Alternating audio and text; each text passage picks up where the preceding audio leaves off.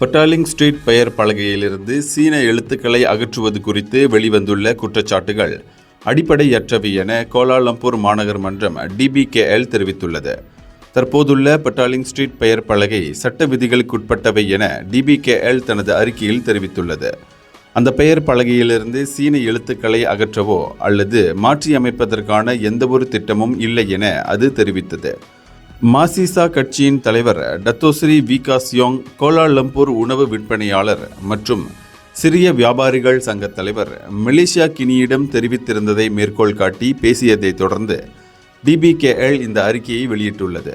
மேலும் DBKL கூறுகையில், பெயர் பலகை தொடர்பான எந்தவொரு முடிவுகளும் சட்ட விதிகள், பாரம்பரியம், கலாச்சாரம், சமுதாயத்தின் தேவை போன்ற கூறுகளின் அடிப்படையிலேயே மேற்கொள்ளப்படுகின்றது என அது தெரிவித்தது. அது மட்டுமின்றி பொதுமக்கள் அடிப்படையற்ற குற்றச்சாட்டுகளை நம்பிவிடக்கூடாது என்றும், இதுபோன்ற விவகாரங்களை DBKLிடம் கேட்டு உறுதிப்படுத்திக் கொள்ளலாம் எனவும் கூறியது. இந்தியர்களின் இதய குரல் மக்களோசை.